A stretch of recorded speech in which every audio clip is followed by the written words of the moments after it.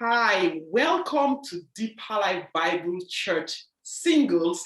This is Deborah and Princess. Today we are discussing about something very important for young intending couples. But before we go into the topic of discussion, we'd like to bring to your attention that the Deeper Life Bible Church single is now on YouTube. So please do subscribe, like the videos, and you'll get as you are inspired and that the Lord gives us utterance and gives us answers to your questions.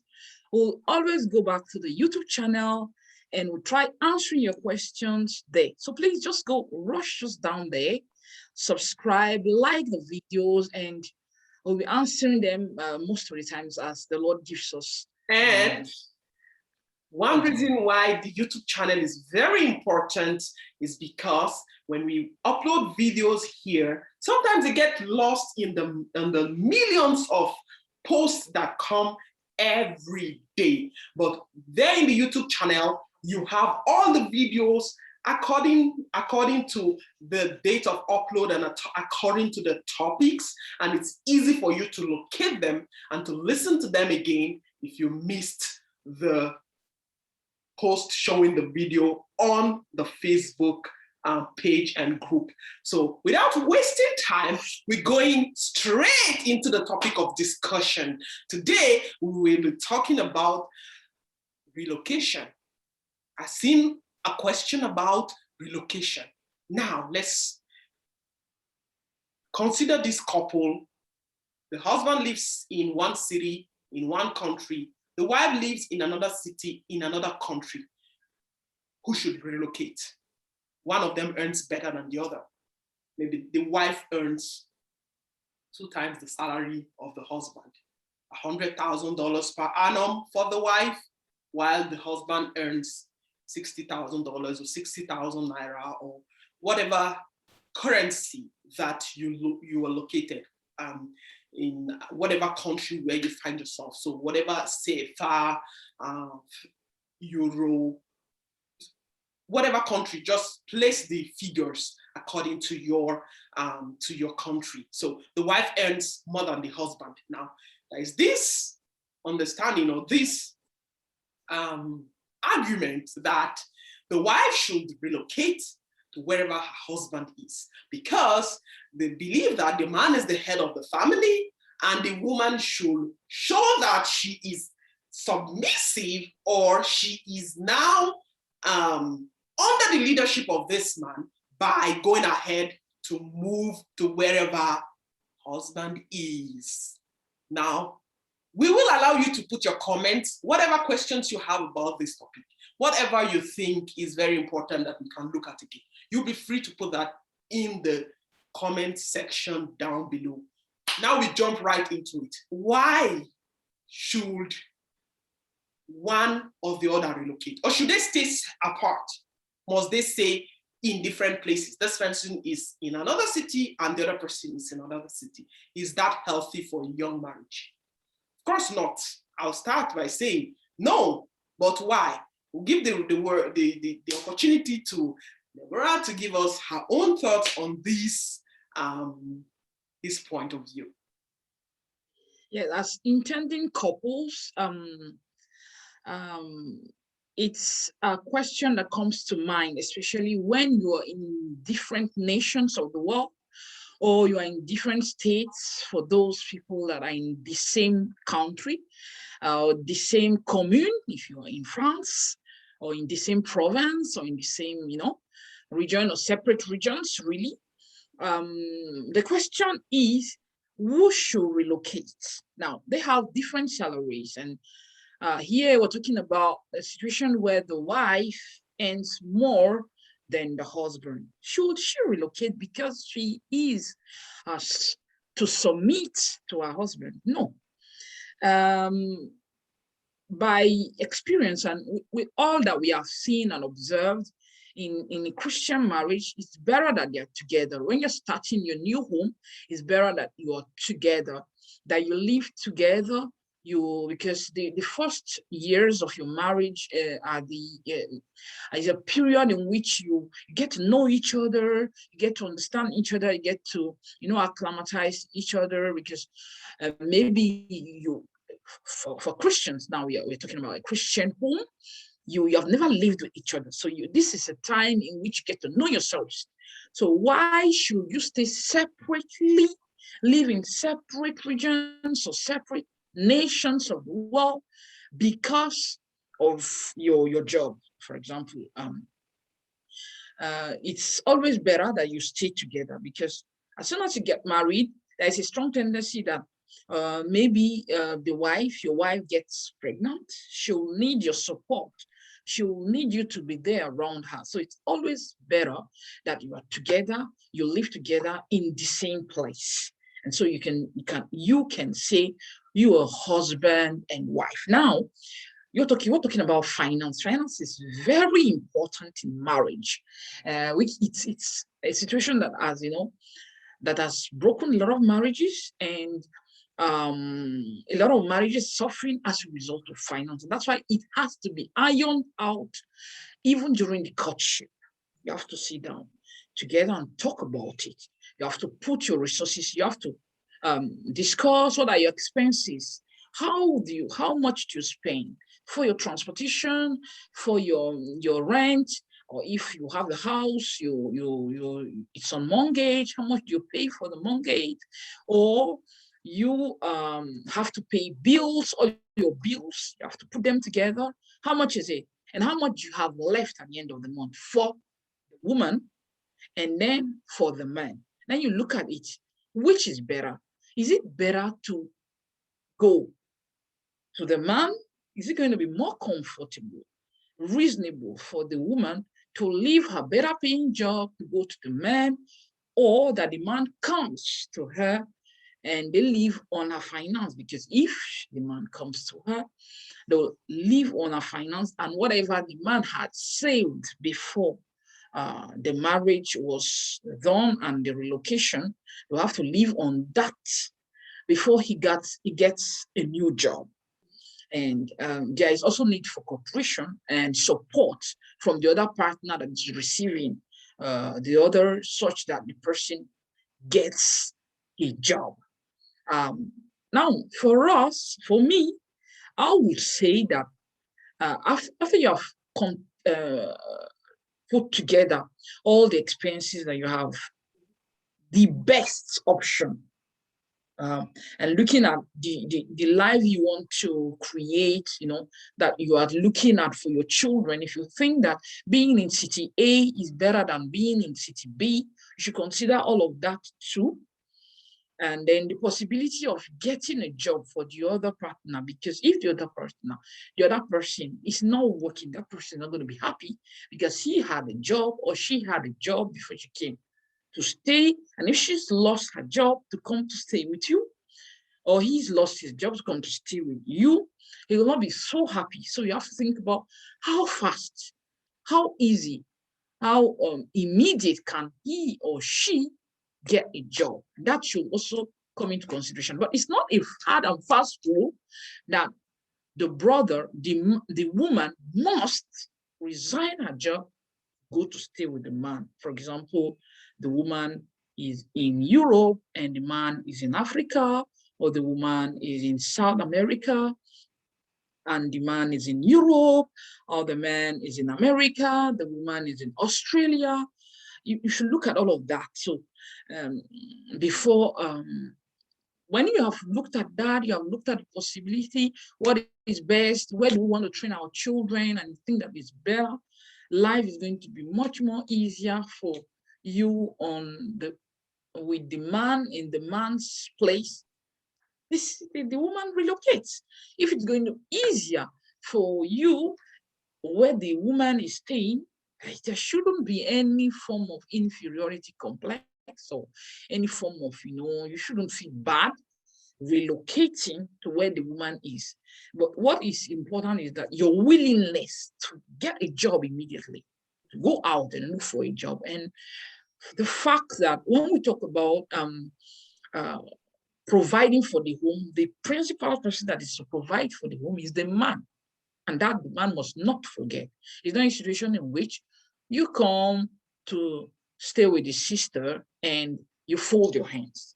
We have situations where there have been problems in situations where the man comes to stay with the woman and then he folds his hands and he's at home, he's not doing anything, and the house is all dirty, not cleaned up, and the woman went to work, your wife went to work, and you're saying, I'm the man, I'm the head, I can't do anything, I'm not going to work, I'm not going to clean the house, I'm not going to cook, I'm not going to wash the clothes, I'm not going to wash plates, I'm not going to do all of that because that's the responsibility of the wife. There's no hard and fast rule as regards responsibilities in a home.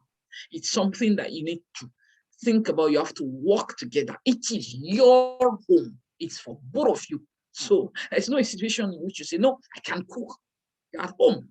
My daughter, why can't you cook as a man? If you're at home as a man, why can't you cook as a man? And you don't stigmatize the woman that left her job to come to stay with you. And then you begin to stigmatize her. Maybe you come back home, she did some cleaning or she was not able to finish cooking or something, and you start stigmatizing her and saying, what have you been doing throughout the whole day and stuff like that.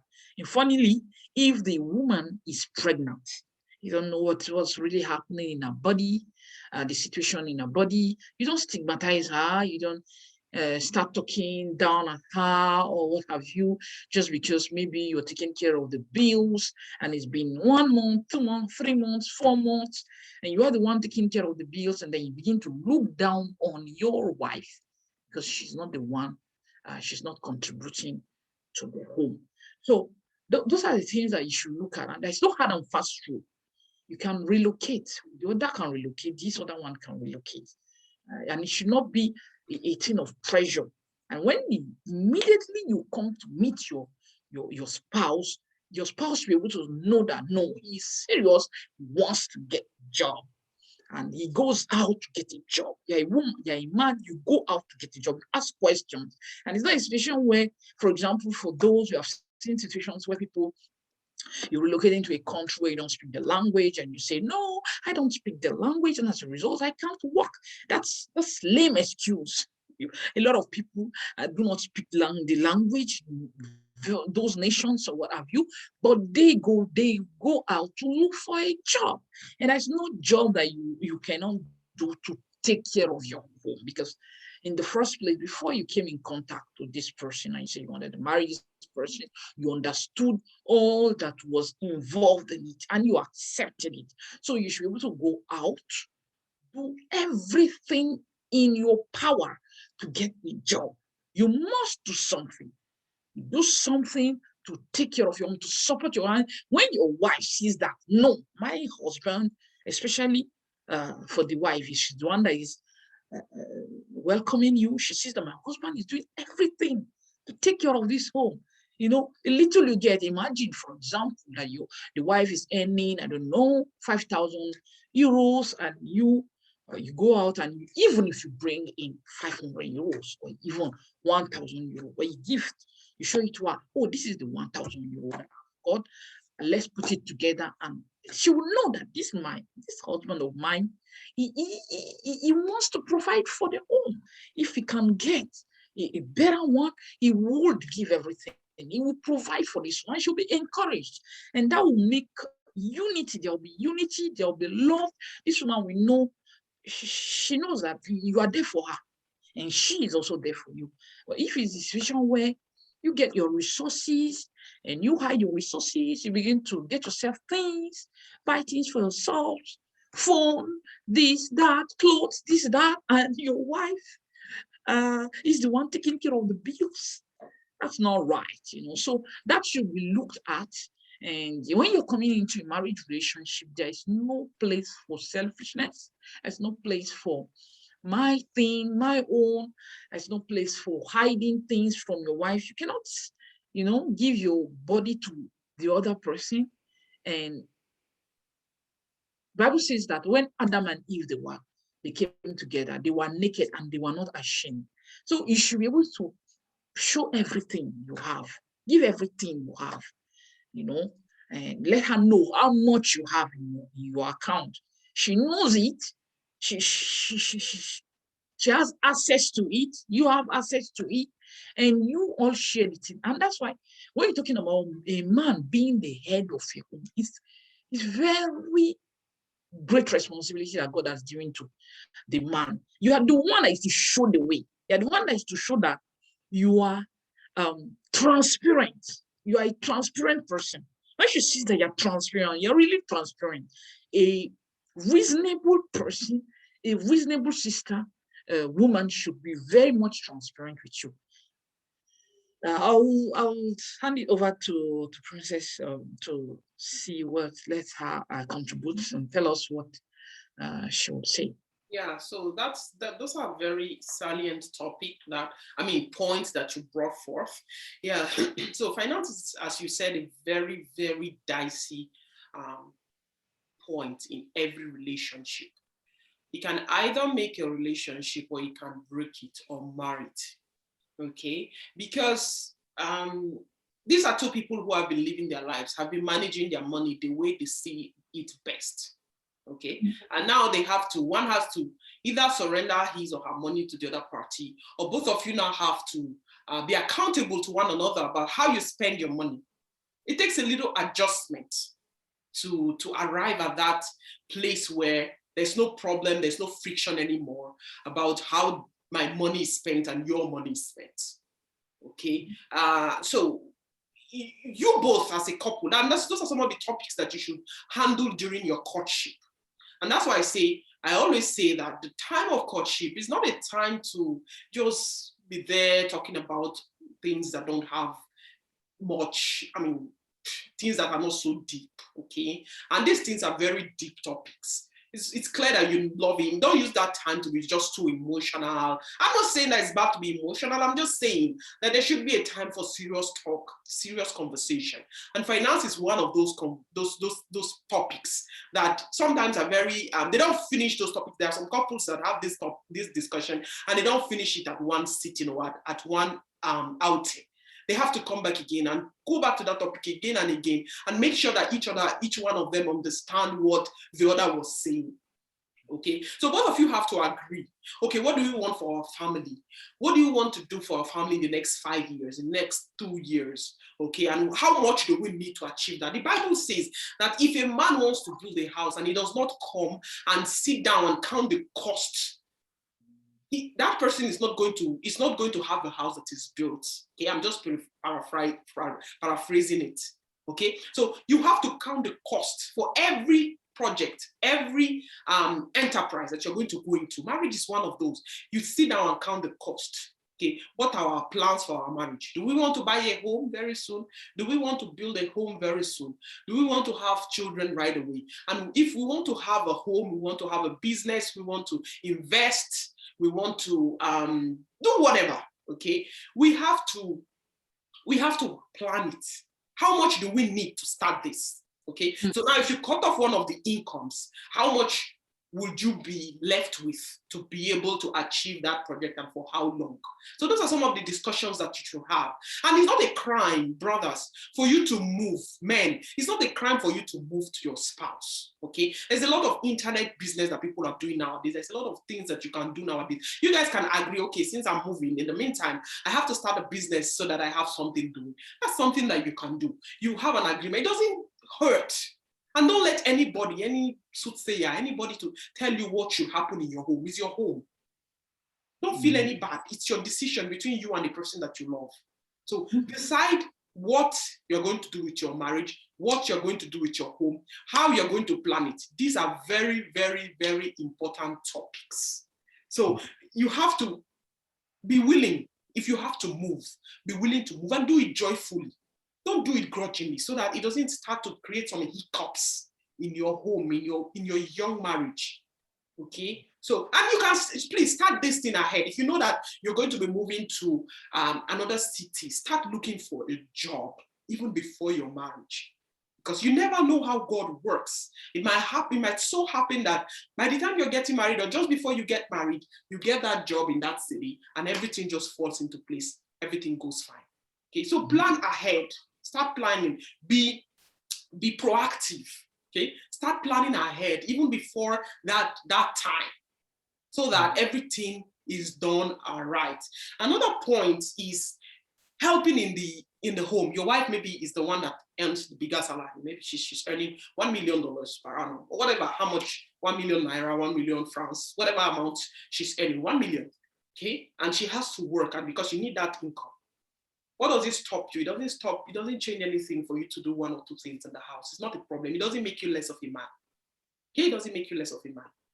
You know, women naturally would want to prepare the soup and the main dish, so you just have to do maybe one or two things, or put them in the dishwasher and just keep the house the way you want it to be. After all, it's just the two of you at the beginning, so don't feel any bad. It doesn't make you any. Please, let's take away all those mentalities of, oh, you are becoming less of a man if you can. No, please, you want your home to work. You just want it to work. And somebody said, happy wife, happy life.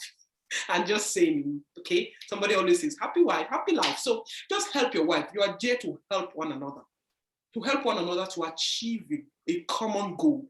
That's the objective of your coming together. The Bible says, one shall chase 1,000 and two shall chase 10,000. Your coming together is for you to do greater things that one person will not have been able to do.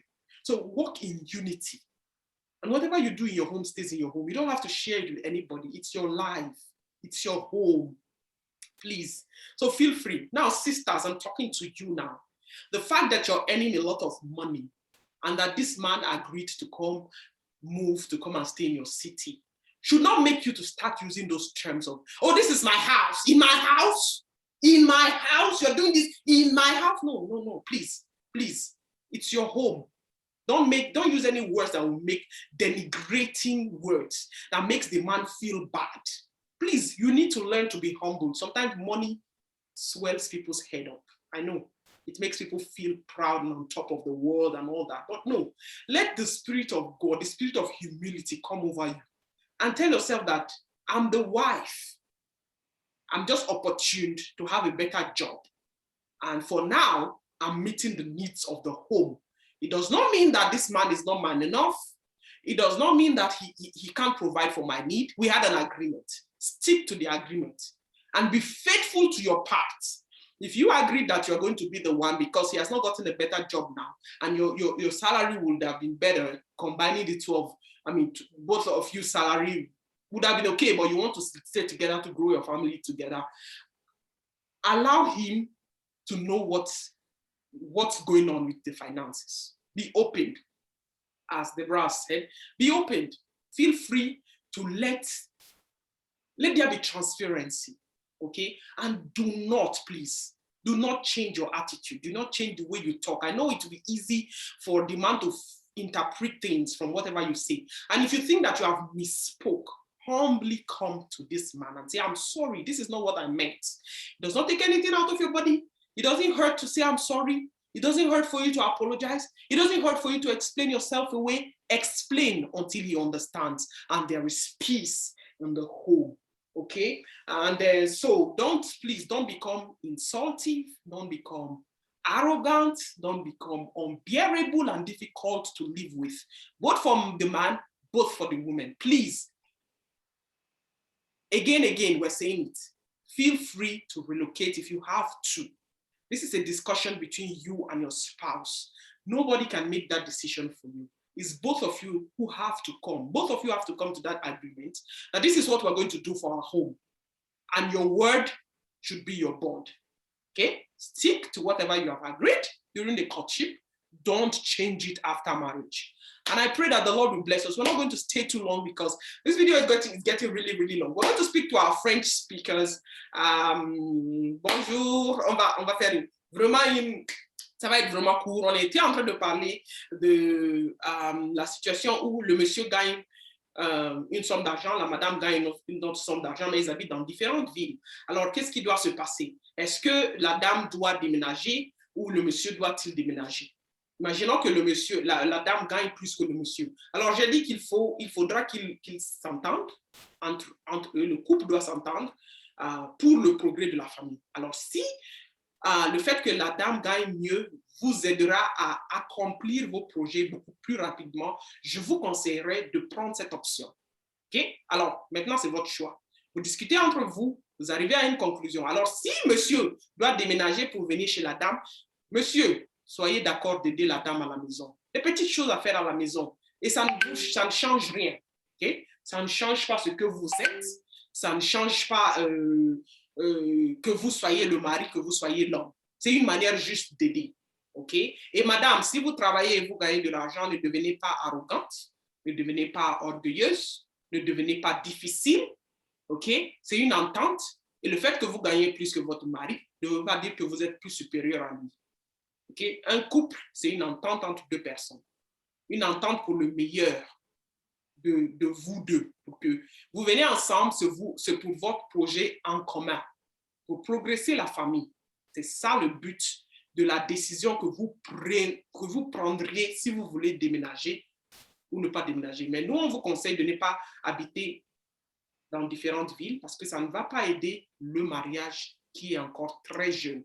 C'est le moment de se connaître, de s'entendre et c'est le moment de se découvrir. Alors, comment allez-vous vous découvrir si vous êtes dans différentes villes? Ce ne serait pas différent de quand vous étiez en fiançailles. Okay? Donc, vous devez venir ensemble pour commencer à comprendre cet homme, c'est qui? Cette femme, c'est qui? Okay? Et vous ne pouvez jamais accomplir cela ou bien vous ne pouvez jamais découvrir cela si vous habitez dans différentes villes.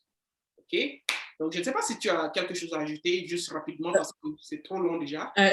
D'accord. Pour moi, je dirais que il est préférable que les époux, donc les partenaires, ne considèrent pas, surtout pour l'homme, je considère qu'il ne doit pas penser que à faire des choses à la maison, c'est-à-dire aider à préparer et à faire à manger, la cuisine et tout ça, c'est aider sa femme. C'est pas, pour moi, je ne considère pas que c'est aider sa femme. C'est le fait qu'elle a les ressources financières et que ce n'est pas toi qui pourvois aux besoins de la famille. Mais maintenant, si tu fais cette autre partie, quand elle n'est pas là, ce n'est pas une aide. Tu es en train de faire juste ce qu'il faut faire pour que la famille puisse aller de l'avant. C'est tout. Ça, c'est de 1. De 2, je considère aussi que Princesse a parlé du fait qu'il y a des femmes qui commencent à opprimer leur mari, il ne faut pas qu'elles soient arrogantes et tout. C'est aussi pareil pour l'homme. Hein. Il y a des hommes qui disent à leur femme, c'est chez moi ici, tu ne peux pas faire ci chez moi, et ci et ça. Mais non, non, non, non, c'est pas chez toi, c'est chez nous, c'est chez vous. Donc, c'est pour tous les deux. Donc, vous ne devez jamais, toi, tu ne dois jamais parler à ta femme sur ce ton en lui disant c'est chez moi, on ne peut pas faire ci chez moi. Non, c'est pas chez toi, c'est chez vous. Et donc, il ne faut pas lui mettre dans une situation inconfortable, une situation où elle se sentirait mal, elle ne pourrait plus mettre ses pieds nulle part à cause de toi parce que elle avait quitté chez elle et elle est venue te rejoindre, non. Et que c'est toi qui emmènes toutes les ressources financières de la famille, c'est toi qui travailles, c'est pas pour autant que tu ne feras rien à la maison et que tu te prendras pour, je sais pas moi, quelqu'un tellement orgueilleux que tu peux rien faire et que tu commences à commander ou non. Mais le fait qu'on ait la parole nous dit que la femme doit soumettre, en fait, doit être, l'homme est le dirigeant, ne veut pas dire que il doit être un chef un chef, un dirigeant qui opprime l'autre. Non, il doit pas y avoir de l'oppression. Non, tu dois faire tout dans la joie, aider. Ton argent, ce que tu travailles, c'est pour elle. Ce qu'elle travaille, c'est pour toi, c'est pour vous deux. Et quand on a cette mentalité dans un mariage, il n'y aura pas de problème. C'est-à-dire que l'argent de monsieur, c'est pour madame, l'argent de madame, c'est pour monsieur. C'est comme ça qu'il peut y avoir la paix. Oui. Donc, nous vous remercions pour ce temps. Merci. Merci d'avoir venu. Thank you so much for coming to listen to us.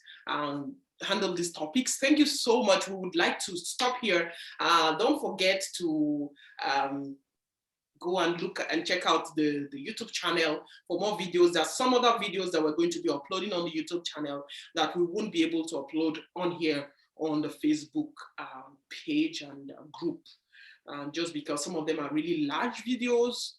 So please, thank you so much, and please stay safe. Please stay safe, and until next time, God bless. We are praying for you.